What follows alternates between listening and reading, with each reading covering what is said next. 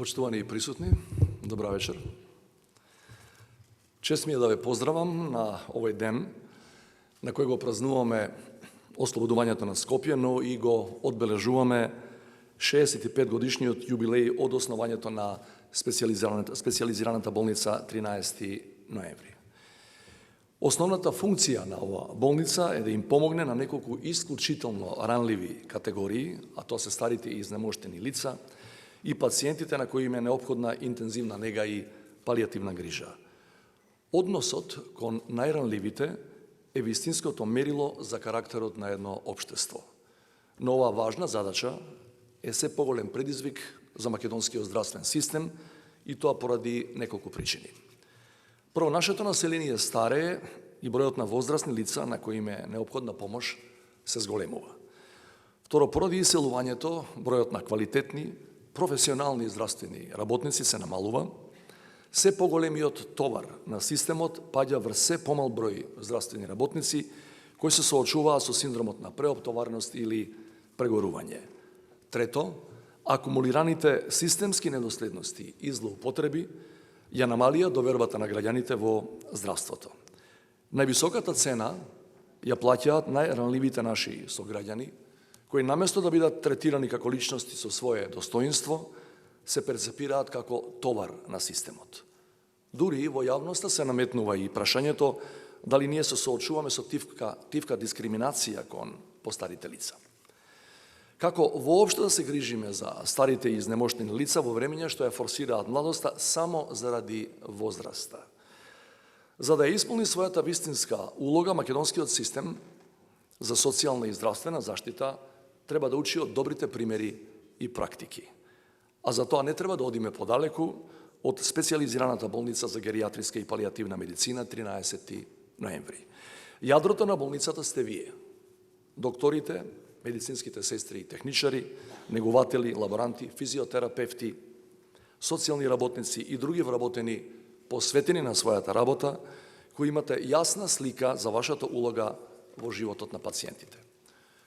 Со вашиот професионализам и пожртвуваност, вие сте чувари на добробитта на пациентите и нивните семејства, а со тоа и на репутацијата на оваа здравствена установа градена со години. Верувам дека таквите резултати не се случајни и дека вие всушност ги почитувате и се водите според вредностите во кои верувале двете најмаркантни хуманитарки во 20. век, чии имиња ги носат Домот на стари лица во Злокуќани и хосписите за палијативна нега во Скопје и во Битола. Првата е нашата сограѓанка мајка Тереза, позната како мајка на милосрдието, која верувала дека најголемата болест на денешнината е чувството дека сте непосакувани, незгрижени и напуштени од сите и дека најдобриот лек е љубовта изразена преку добри и хумани дела. Втората е незината современичка, британката Сју Рајдер, која го посветила својот живот на ранливите категории, откако видела многу луѓе кои биле буквално заборавени при обновата на Европа по Втората светска војна. Мајка Тереза и Сју Рајдер действувале во различни делови на светот и во различен социјален контекст. Првата се соочувала со неправедниот кастински систем, што ги истиснувал сиромашните и болните на маргините на индискиот подконтинент. Втората пак се борела со последиците од тоталитарните идеологии и режими во Европа, која идеализирале младоста и силата, а ги дехуманизирале болните, слабите и старите. Но независно од разликите, мајка Тереза и Сју Рајдер имале иста заедничка мисија. Наместо да очајуваат поради потребите за помош и нега на огромен број на луѓе, секоја од нив била фокусирана да им помогне на конкретни индивидуи. Сју Рајдер велела: направи се што можеш за личноста што е пред тебе.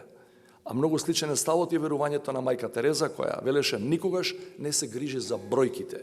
Помага им на луѓето еден по еден и секогаш започни со личноста која е најблиску до тебе.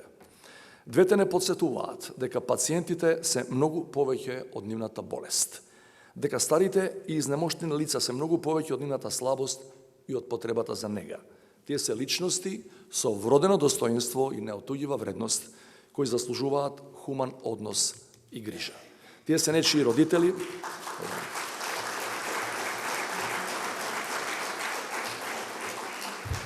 Тие се нечии родители, баби, дедовци, роднини, кои поради потребата од интензивна нега или палиативна грижа му се доверени на здравствениот систем, а должност на системот е да им даде здравствена заштита без при тоа да ги третира како товар или статистика.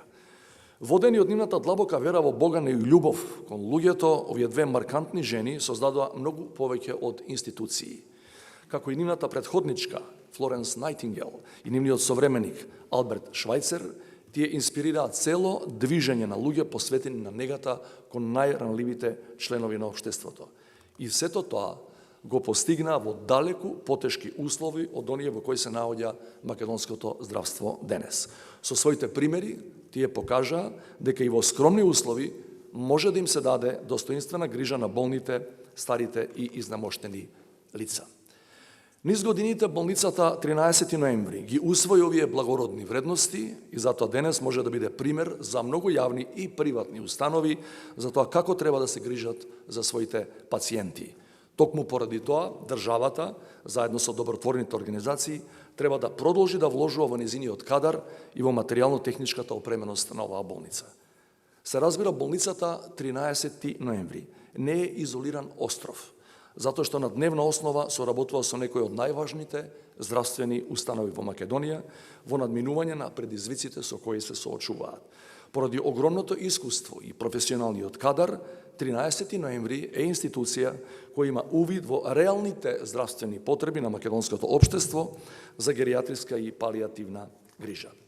Имено поради тој факт, болницата 13 ноември не смее да биде заобиколена при изработката на стратегиите и политиките што треба да ја вратат грижата за здравјето и за животот на пациентот во центарот на македонскиот здравствен систем.